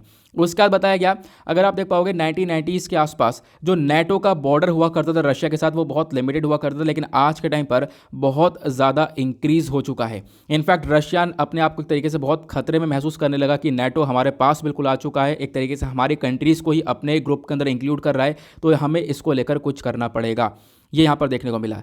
फिर उसके बाद होता क्या है, 2008 में जब यूएस प्रॉमिस करता है कि इस चीज़ को लेकर, यूएस यहाँ पर प्रॉमिस ये करता है कि अब हम लोग इसके अंदर और कंट्री को इंक्लूड करेंगे। आप देख पाओगे पहले कुछ कंट्रीज़ को इंक्लूड किया, फिर बाद में फिर 7 कंट्रीज़ को इंक्लूड किया, फिर नेटो ने ये बोला हम जॉर्जिया, यूक्रेन को भी इसके अंदर इंक्लूड करने वाले हैं। 2008 में एक समिट हुआ था जिसका नाम था ब्यूकारेस्ट समिट। इस समिट के अंदर जॉर्जिया और यूक्रेन को भी नेटो का मेंबर बनाने वाले थे। तो अब की बार रशिया उठा, रशिया ने बोला देखो बस अब इतना हुआ बहुत, अब ये काफ़ी आगे आ चुके हैं। रशिया ने यहाँ पर एक तरीके से अब बोला कि देखो यार कोई ज़बरदस्ती वाला काम हो रहा है, अब यहाँ पर हम लोग भी कुछ अगेंस्ट में स्टेप उठाएंगे। अब जो यूक्रेन और जॉर्जिया है, देखो ये बहुत इंपॉर्टेंट है रशिया के लिए। फिर उसके बाद यहाँ पर बताया गया जो डिस्टेंस है यूक्रेन और रशिया के बीच में बहुत कम आपको देखने को मिलेगा, और यूक्रेन अगर नेटो का पार्ट बनता है, मतलब वेस्टर्न पावर्स में इंक्लूड होता है, तो अगेन यहाँ पर ये रशिया के लिए काफ़ी खतरनाक बात रहेगी। तो यहाँ पर अब क्या हुआ, इन सब चीज़ों को देखते हुए यहाँ पर रशिया ने ये स्टेप उठाया कि 2014 में यूक्रेन का जो क्रीमिया वाला रीजन है उसको हथिया लिया, ठीक है। आपको पता चल गया इसके बारे में। फिर उसके बाद क्या हुआ, आज के टाइम पर बहुत सारे सोल्जर्स डिप्लॉय कर रखे हैं, क्यों, क्योंकि यहाँ पर यूक्रेन को कब्जाया जाए जल्द से जल्द। रशिया का मेन मकसद ये है कि हम लोग यूक्रेन को इन्वेड कर सकें, नहीं तो फिर क्या होगा, यूक्रेन कहीं ना कहीं नेटो का पार्ट बनेगा और नेटो यहाँ तक फैल जाएगा। क्लियर हुआ, ये यहाँ पर एग्जैक्टली ऑथर ने मेंशन किया।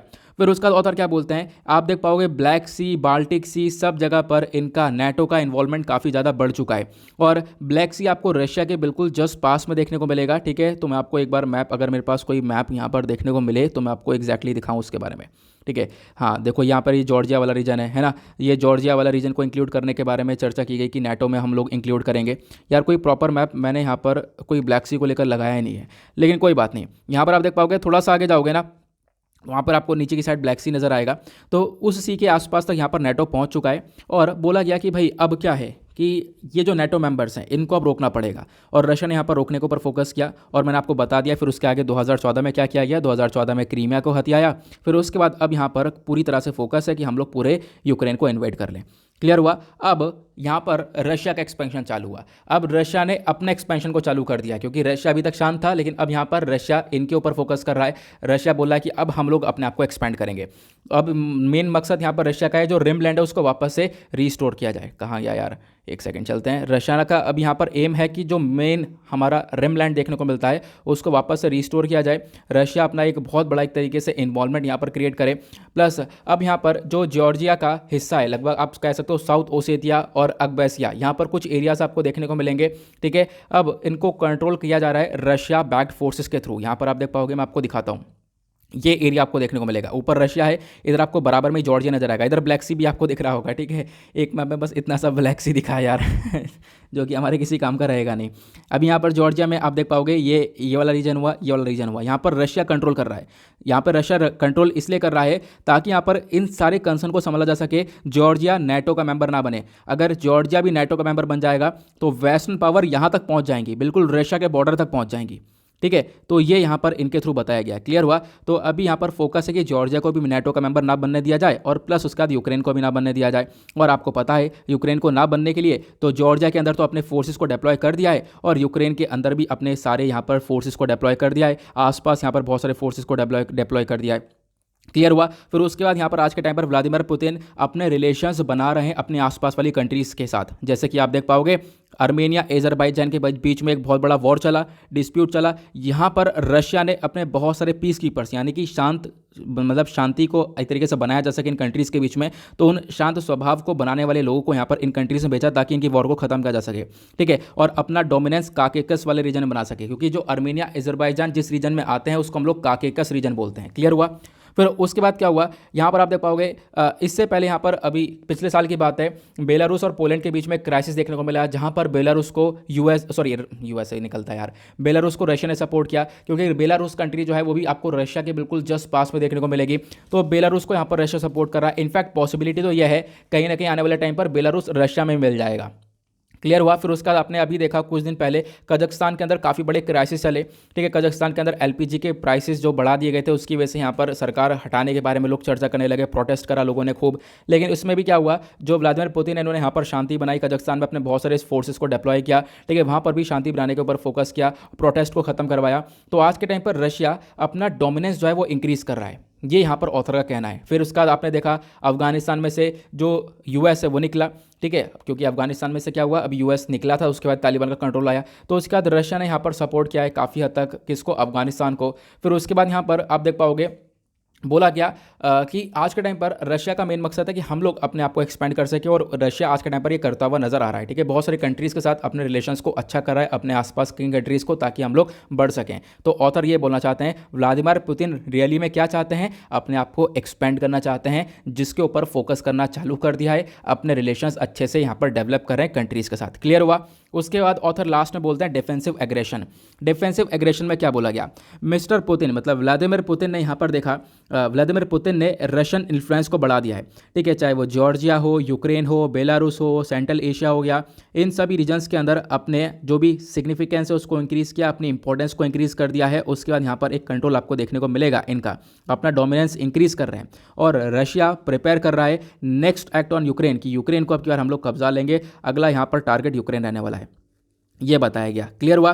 फिर उसके बाद यहाँ पर क्या बोलते हैं, जो मिस्टर पुतिन है यानी कि व्लादिमीर पुतिन के बारे में चर्चा की गई है। इन्होंने यहाँ पर ऑलरेडी अपने एक तरीके से जो रिलेशन है वो चाइना के साथ डेवलप कर लिए हैं। क्यों? क्योंकि अगर एक तरफ से यूएस इनके ऊपर जोर डालता है, ठीक है, यूरोपियन यूनियन तो जोर ज़्यादा डाल नहीं पाएंगे। अगर यूरोपियन यूनियन ज़्यादा जोर डालेंगे तो रशिया नेचुरल गैस काट देगा, क्योंकि यूरोपियन यूनियन की जो कंट्रीज़ हैं वो बहुत सारा नेचुरल गैस लेती हैं रशिया से। ठीक है, तो अगर यहाँ पर यूरोपियन यूनियन ज़्यादा जोर डालेंगे तो यहाँ पर रशिया डेफिनेटली कोई स्टेप उठाएगा।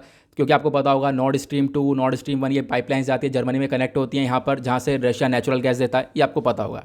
फिलहाल उसके बाद क्या हुआ, यहाँ पर बोला गया अगर यूएस अगर ज़्यादा जोर डालेगा भी तो कोई बात नहीं, यूएस क्या कर सकता है, सैंक्शंस लगा सकता है। ठीक है, ये बोला गया इकोनॉमिक सैंक्शन लगाओगे, हम इससे व्यापार नहीं करोगे, और क्या कर सकते हो, रशिया के ऊपर ये कर सकते हो। लेकिन इसका भी एक सोल्यूशन है। सोल्यूशन ये है, आप ऐसा करोगे तो जो रशिया है वो चाइना की साइड और ज़्यादा आगे आ जाएगा। रशिया चाइना वैसे भी आज के टाइम पर एक हो रहे हैं, क्योंकि आपने देखा होगा रशिया चाइना दोनों के रिलेशन यूएस के साथ सही नहीं है, तो इसकी वजह से रशिया चाइना आज के टाइम पर एक हो रहे हैं। और अगर यहाँ पर यूएस कोई और स्टेप उठाता है, कोई सैंक्शन वगैरह लगाता है रशिया के ऊपर, तो फिर इससे यहाँ पर रिलेशन और ज़्यादा अच्छे हो जाएंगे रशिया चाइना के। ये यहाँ पर ऑथर बोलते हैं। क्लियर हुआ।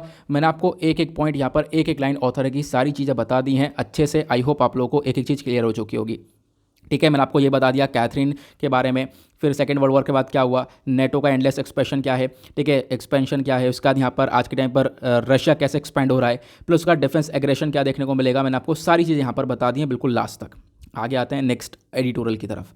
अगला एडिटोरियल बात करता है democratise and empower city governments को लेकर। ठीक है, अब यहाँ पर क्या बोला गया ऑथर के थ्रू मैं आपको समझाता हूँ।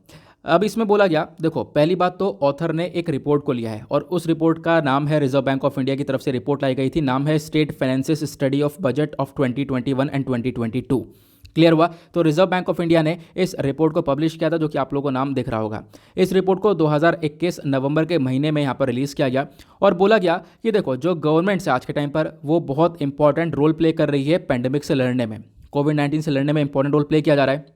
लेकिन यहाँ पर क्या है, जो एक तरीके से खर्चा है सरकार का बहुत हो चुका है। आज के टाइम पर पैसा सरकार के पास भी इतना प्रॉपरली देखने को नहीं मिलेगा। ठीक है, तो आज के टाइम पर इनको भी क्या है, फंडिंग की ज़रूरत है, सोर्सेज की आपको ज़रूरत देखने को मिलेगी। फिर इसी रिपोर्ट के अंदर आरबीआई आगे आता है। आरबीआई यहाँ पर और कुछ मेंशन करता है। आरबीआई बोलता है शहर के अंदर अगर हम बात करें गवर्नेंस जो स्ट्रक्चर है उसको मजबूत करने की ज़रूरत है। मतलब शहर के अंदर जो एक तरीके से जो गवर्नमेंट होती है उसको थोड़ा सा पावर देना ज़्यादा ज़रूरी हो जाएगा। जैसे म्यूनिसिपैलिटी हो गया, ये सारी जो लोग होते हैं इनको पावर्स आप ज़्यादा दो, क्योंकि इनके पास से पावर खत्म हो चुकी है बिल्कुल। ठीक है, तो आप इनको पावर जब तक नहीं दोगे तब तक कोई सोल्यूशन निकल कर आएगा नहीं, तो इनको पावर देना बहुत ज़्यादा इंपॉर्टेंट बन जाता है। ठीक है, ये यहाँ पर ऑथर बोलते हैं। और ऑथर ने बोला कि आरबीआई ने बहुत अच्छी बात बोली है अपनी रिपोर्ट में, क्योंकि इसके ऊपर फोकस करना चाहिए। और ये आरबीआई ने वो बात बोली है जो कि 15th फाइनेंशियल कमीशन रिपोर्ट के अंदर भी यहाँ पर रिकमेंडेशन के तौर पर बताया गया है। मतलब 15वां जो फाइनेंस कमीशन था इसने यहाँ पर ये सारी बातें बताई हैं कि जो सिटी गवर्नेंस स्ट्रक्चर है इसको मजबूत करने की ज़रूरत है। जो आपका शहर का डिसीजन मेकिंग बॉडी है, शहर के अंदर जो लोकल गवर्नमेंट है, लोकल सरकार है, उसको मजबूत करने की ज़रूरत है। उनके पास यहाँ पर फाइनेंशियल एम्पावरमेंट होनी चाहिए, पैसों को लेकर उनके पास काफ़ी सारी पावर्स, उनके पास फंडिंग हो, ताकि वो लोग आगे अच्छे से काम कर सकें, डेवलपमेंटल एक्टिविटीज़ को आगे बढ़ा सकें। क्लियर हुआ। तो यहाँ पर बोला गया कि देखो रिपोर्ट में आरबीआई ने बहुत अच्छा मुद्दा उठाया है, लेकिन बोला क्या है, यहाँ पर आधा सच है आधा यहाँ पर सच नहीं है। क्योंकि आरबीआई ने ये तो बता दिया कि यहाँ पर बिल्कुल ऐसा करना चाहिए, हम लोग यहाँ पर एक तरीके से लोकल सरकार को मजबूत कर सकते हैं, लेकिन ये नहीं बताया कि कैसे हम लोग ये काम कर सकते हैं। ठीक है, कैसे हम लोग लोकल गवर्नमेंट को ज़्यादा मजबूत बना सकते हैं, तो आरबीआई ने ये नहीं बताया। तो ऑथर यहाँ पर यही बताने की कोशिश कर रहे हैं कि आखिरकार हम लोग कैसे लोकल गवर्नमेंट को मजबूत कर सकते हैं। तो यहाँ पर ऑथर क्या बोलते हैं, ऑथर बोलते हैं जब आप लोग यहाँ पर देखोगे सिटी गवर्नमेंट्स का जो रोल है शहर के अंदर, जो आपको सरकार देखने को मिलेगी, ठीक है, अगर हम लोग उनका रोल देखें तो उनका रोल आज के टाइम पर पेंडेमिक के टाइम पे काफ़ी मतलब बेकार सा देखने को मिलेगा। कि बेकार सा किस सेंस में देखने को मिलेगा, पेंडेमिक को सही से लोग टैकल नहीं कर पाए। ठीक है, और आरबीआई का एक सर्वे हुआ था 221 मतलब 221 म्यूनिसिपल कॉरपोरेशन 2000 मतलब 20-21 का ये सर्वे हुआ था, जहाँ पे पता चला कि इन म्यूनिसिपल कॉरपोरेशन के पास रेवेन्यू यानी जो इनका पैसा है वो आ ही नहीं रहा है। 70% से रेवेन्यू इनका डिक्लाइन हुआ है। तो ओके, तो यहाँ पर ये पता चला कि इनका जो पैसा जो इनके पास आ रहा है, जो कमाई है वो यहाँ पर कम होती जा रही है, जो हमारी तरीके शहर के लेवल पर जो हमारी गवर्नमेंट है उनके पास। अब वो कैसे कम हो रही है, क्योंकि जो प्रॉपर्टी टैक्स वगैरह वो यहाँ पर फेलियर मार चुका है।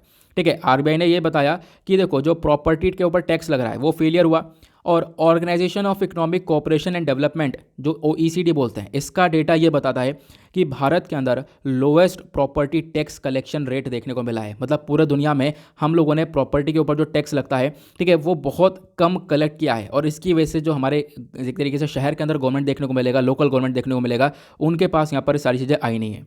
ठीक है, ये यहाँ पर बताया गया और बोला गया देखो ये तो एक हिस्सा है, ऐसे बहुत सारी और भी कहानियां हैं जिसकी वजह से जो लोकल गवर्नमेंट है, जो शहर के अंदर आपको गवर्नमेंट देखने को मिलेगी, उनके पास प्रॉपरली पावर्स आ नहीं रही हैं। अब इन्होंने बताया, पहले इन्होंने यहाँ पर पुरानी वाली प्रॉब्लम्स को बताया, जो ओल्ड प्रॉब्लम्स है, ओल्ड प्रॉब्लम जो थी वो आज भी कंटिन्यू चल रही हैं, ऐसा यहाँ पर ऑथर बोलते हैं। जैसे बताया गया, देखो आज के टाइम पर पेंडेमिक के टाइम पे अगर हम बात करें, जो हमारे लीडर हैं, प्राइम मिनिस्टर हो गए, चीफ मिनिस्टर हो गए, डिस्ट्रिक्ट मजिस्ट्रेट हो गए, इनके बीच में मीटिंग चलती रहती है। ये यहाँ पर फोकस करते हैं किस प्रकार से डिजास्टर को मैनेज किया जाए, किस प्रकार से कोविड-19 से लड़ा जाए। क्या आपने कभी सिटी मेयर को इन्वॉल्व किया है इसके अंदर? मतलब जो शहर का मेयर है उसको कभी इन्वॉल्व किया है? तो इसको क्यों नहीं इन्वॉल्व किया, ये बताओ पहले। ठीक है, जब आप लोग यहाँ पर सब लोगों को देख रहे हो, आप prime minister, chief minister, district magistrate, आप स्टेट और सेंटर के ऊपर फोकस कर रहे हो, लेकिन आप थोड़ा सा फोकस अगर शहर की तरफ कर दोगे, जो शहर का मेयर है उसको भी इसके अंदर इन्वॉल्व कर लोगे, तो चीज़ें बेटर नहीं हो जाएंगी। तो ये यहाँ पर ऑथर का कहना है कि आप लोग यहाँ पर क्या कर सकते हो, जो मीटिंग कर रहे हो उसमें सिटी मेयर मिसिंग है, इसको लाने की ज़रूरत है। ठीक है, अगर ये इसको लेकर आओगे बीच में, तो शहरी स्तर पर भी चीज़ें काफ़ी डेवलप होंगी। ठीक है, आप डिजास्टर मैनेजमेंट के लिए कुछ प्लान लेकर आ रहे हो, तो इनको भी इंक्लूड करो, इनको भी इंक्लूड करोगे तो ज़्यादा बेटर रहेगा, ये यहाँ पर ऑथर का कहना है। उसके बाद यहाँ पे बताया गया, देखो जो जनरल अप्रोच देखने को मिलती है वो क्या होती है। देखो अभी तो हमने जो बात की है ना, वो सिर्फ हम लोग कह रहे हैं कि ऐसा हो सकता है, ऐसा करना चाहिए, लेकिन एग्जैक्टली हो क्या रहा है, इसका बिल्कुल अपोजिट हो रहा है। अपोजिट क्या हो रहा है, आप लोग देख पाओगे, जो अर्बन डेवलपमेंट है, बेसिकली यहाँ पर शहर का जो भी डेवलपमेंट है, शहर का जो विकास है, वो एक स्टेट सब्जेक्ट है। ठीक है, यहाँ पर आप देख पाओगे स्टेट्स के पास सारी पावर्स आती हैं इसके रिगार्डिंग, जो भी यहाँ पर पॉलिटिकल डेमोक्रेटिक मूवमेंट्स होते हैं वो स्टेट्स के पास यहाँ पर देखने को मिलते हैं। क्लियर हुआ, यहाँ पे पता चला इतना। लेकिन होता क्या यहाँ पर, ये भी आप देख पाओगे, हम लोगों ने बहुत ज़्यादा इंटरवेंशन किया है इसके अंदर। लगभग आप कह सकते हो 1990s में जो कॉन्स्टिट्यूशन अमेंडमेंट 73rd और 74th अमेंडमेंट देखने को मिला था, इसके थ्रू बहुत ज़्यादा इसके अंदर इंटरवेंशन किया गया। ठीक है, अर्बन रिफॉर्म्स के बारे में बहुत ज़्यादा इंटरवेंशन किया गया। एग्जैक्टली आप ये देख पाओगे, बताया ये गया, जो अर्बन लोकल बॉडीज़ हैं, यहाँ पर ये बताया गया, जो भी ये अमेंडमेंट हुए थे, इस अमेंडमेंट में बोला गया जो अर्बन लोकल बॉडीज़ हैं, ठीक है, जो शहर के अंदर लोकल बॉडीज़ हैं, उनको पावर देनी चाहिए ताकि वो अपने 18 फंक्शंस को प्रॉपरली परफॉर्म कर सकें। और वो फंक्शंस कहाँ पर मेंशन है, 12 शेड्यूल के अंदर, 12th वाले शेड्यूल के अंदर मेंशन है। लेकिन ये चीज़ें इंप्लीमेंट नहीं हो पा रही हैं। ये यहाँ पर बताया गया, आप देख पाओगे, आपने सारी चीज़ें ट्रांसफर कर दी हैं स्टेट्स के पास। ठीक है, जो democratic transfer of 18 state subjects है, देखो ये इंपॉर्टेंट एलिमेंट था, शहर को आपने थोड़ा सा इंपॉर्टेंस दिया, वो ज़्यादा बेटर था, लेकिन यहाँ पर प्रॉपरली चीज़ें इंप्लीमेंट नहीं हो पाई हैं। देखो कहने में और करने में बहुत ज़्यादा फर्क रहता है। उसके बाद इन्होंने बताया कि देखो एक तरफ हम लोगों ने फोकस किया, जो शहर वाले एरिया है वहाँ पर इन्वेस्टमेंट करेंगे, हमने उनको इन्वेस्टमेंट अट्रैक्ट करने के लिए, ठीक है, वो काफ़ी कुछ यहाँ पर उनको पावर्स दे दी थी। लेकिन क्या हुआ, इन्वेस्टमेंट भी अट्रैक्ट यहाँ पर नहीं हो पाया। ठीक है, जो ज़्यादातर इन्वेस्टमेंट है वो यहाँ पर आ नहीं पाया, ऐसा यहाँ पे बताया गया। उसकी वजह से क्या हुआ, जब इन्वेस्टमेंट नहीं आया तो इनकी जो कैपेबिलिटीज़ है, खासकर फाइनेंशियल कैपेबिलिटीज़, वो शहरों की निकली नहीं। मतलब कि शहरों को आप एक तवज्जो दे रहे थे, थोड़ा बहुत यहाँ पर आप वैल्यू दे रहे थे कि यहाँ पर इन्वेस्टमेंट आए। ठीक है, इन्वेस्टमेंट आएगा तो यहाँ पर ग्रोथ होगी, लेकिन ऐसा हुआ ही नहीं कि इन्वेस्टमेंट आया ही नहीं। अब इन्वेस्टमेंट आया ही नहीं तो इसकी वजह से यहाँ पर आप देख पाओगे ग्रोथ नहीं आया, प्रॉपर पैसा यहाँ पर देखने को मिलेगा नहीं। लेकिन जो भी ये बातें थी, इसमें केरला एक्सेप्शन रहा। सारे स्टेट्स के अंदर तो सिचुएशन खराब रही, लेकिन केरला के अंदर सिचुएशन सुधरी। वो कैसे सुधरी, यहाँ पे बताया गया। देखो ये बोला, इन्होंने बोला जो people's plan model of Kerala है, यहाँ पे बोला जो 40% स्टेट का प्लान बजट है ये लोकल बॉडीज़ के लिए था। मतलब इन्होंने डायरेक्टली लोकल बॉडीज़ के ऊपर फोकस किया। जो भी इनका बजट था उनका 40% इन्होंने क्या किया है, लोकल बॉडीज़ को दिया। लोकल बॉडीज़ के लिए इन्होंने बोला। ठीक है, तो इन्होंने क्या किया, लोकल बॉडीज़ के ऊपर फोकस किया, ये यहाँ पर ऑथर बोलते हैं। और ये एक नया तरीका है अर्बन गवर्नेंस का। जब आप लोग शहर के अंदर गवर्नेंस को अगर बढ़ाना चाहते हो, डिसीजन मेकिंग को बढ़ाना चाहते हो, चीज़ों को इंप्रूव करना चाहते हो, तो स्टेट के लेवल पर से सारी चीज़ें मैनेज नहीं हो पाती हैं।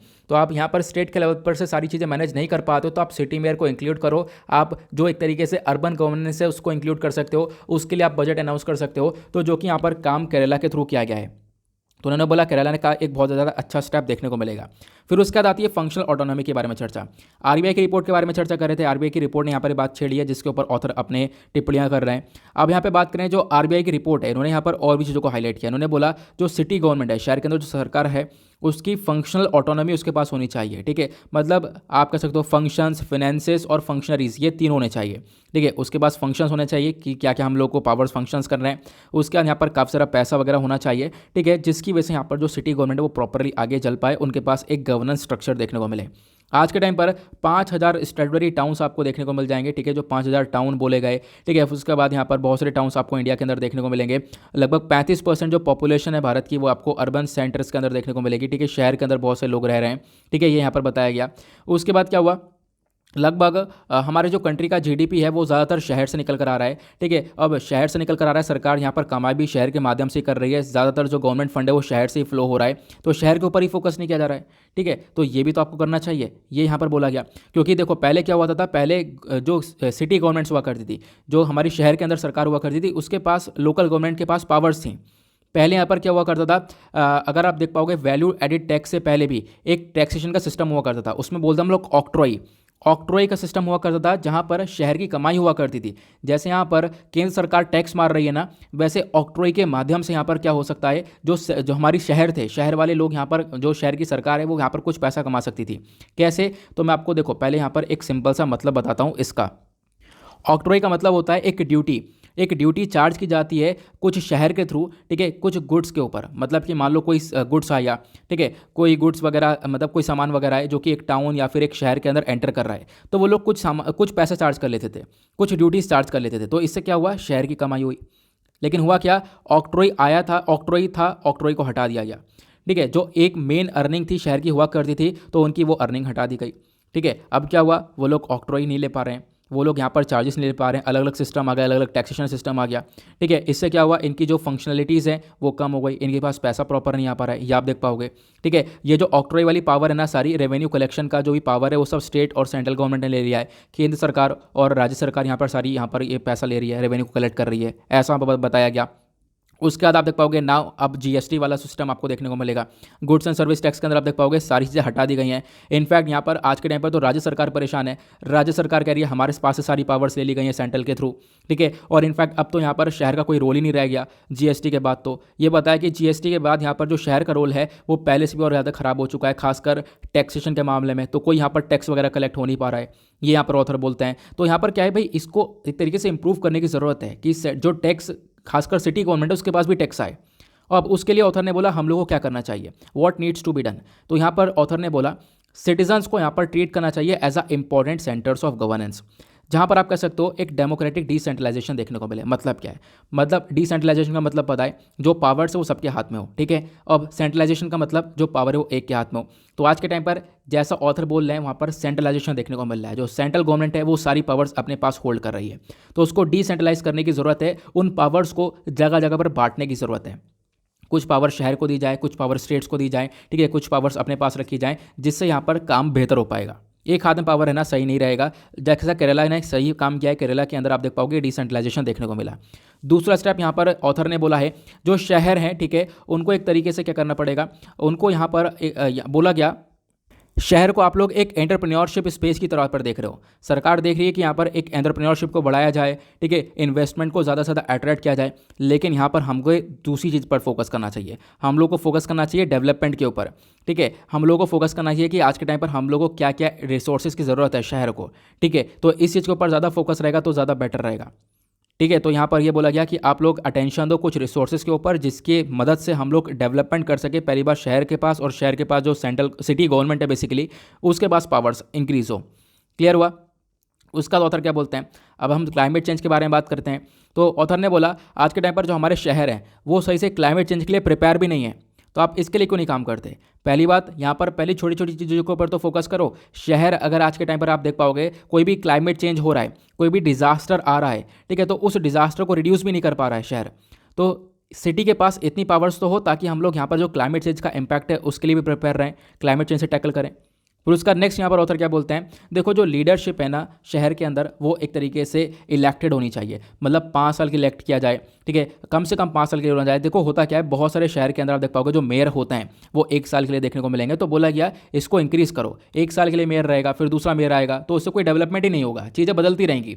अगर एक जना 5 साल के लिए टिका पड़ा है तो वो डेफिनेटली चीज़ों के ऊपर फोकस करेगा, चीज़ों से फैमिलियर हो पाएगा कि हाँ यहाँ पर किस चीज़ की नीड है। अब जब 1-1 साल में बदलता रहेगा तो 1 साल तो ऐसे निकल जाता है, ठीक है। तो ऑथर यहाँ पर इसको मेंशन करते हैं कि आपको जो मेयर का टर्म है बेसिकली इलेक्टेड टर्म है उसको इंक्रीज़ किया जाए तो ज़्यादा बेहतर रहेगा, तब यहाँ पर जो सिटी गवर्नमेंट है उसके पास पावर्स आएंगी। क्लियर हुआ। तो ये सारी चीज़ यहाँ पर मेंशन करी गई हैं। आरबीआई ने ये सारी चीज़ें यहाँ पर एक रिपोर्ट के थ्रू मेंशन किया है, जिसके ऊपर यहाँ पर ऑथर ने एक पॉइंट ऑफ व्यू डाला है। सारी चीज़ें मैंने आपको बता दी हैं कि पुरानी प्रॉब्लम क्या है और आज के टाइम पर कंटिन्यू वो सारी प्रॉब्लम्स देखने को मिली है। रिजर्व बैंक इंडिया की रिपोर्ट थी, फंक्शनल ऑटोनॉमी क्या है, मैंने आपको ये सारी चीज़ें बता दी हैं। टैक्स के मामले में यहाँ पर काफ़ी हद तक पीछे रह चुका है सेंट्रल सिटी गवर्नमेंट। उसके बाद हमारे पास क्या स्टेप हो सकते हैं, कैसे सुधार कर सकते हैं, ये भी मैंने आप लोग को बता दिया है।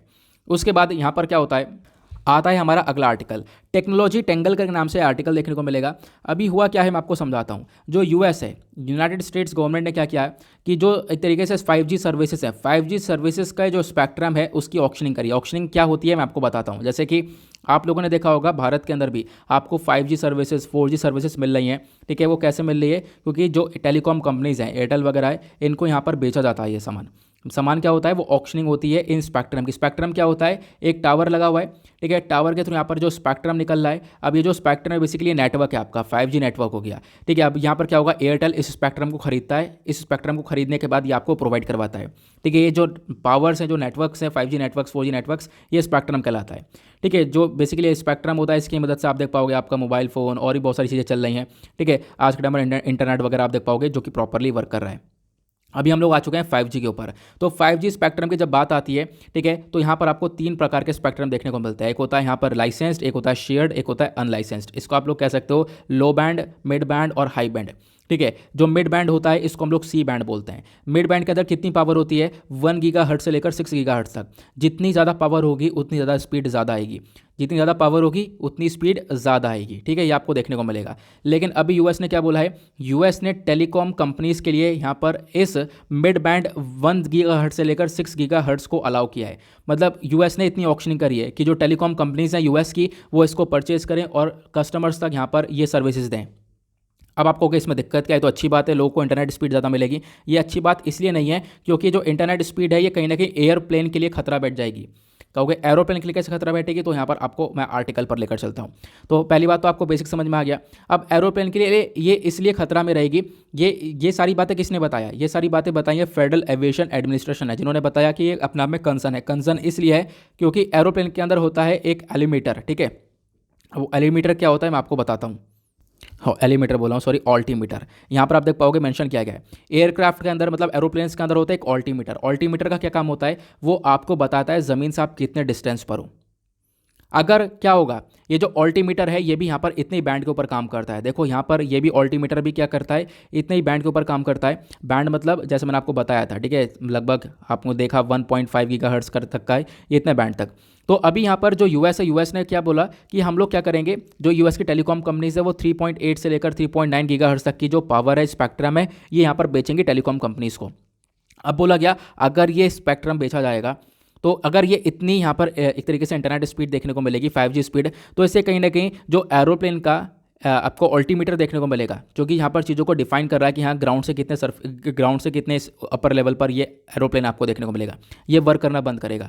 क्योंकि क्या होगा, ये ऑल्टीमीटर भी इतने ही उस पर काम करता है, इतने ही गीगाहर्ट्ज़ पर काम करता है, जितने गीगाहर्ट्ज़ यहाँ पर आप कह सकते हो ये अलाउ किया जा रहा है यूएस की साइड से। तो इसके बीच में क्लैश देखने को मिलेगा, ठीक है। तो ये अपने आप में एक कंसर्न वाली बात है। तो बोला गया कि भाई यहाँ पर ये जो बैंड आज के टाइम पर यूएस ने इसको बोला है कि इतने बैंड का इतना हम लोग नेटवर्क देने वाले हैं, ये यहाँ पर अपने आप में कंसर्न है।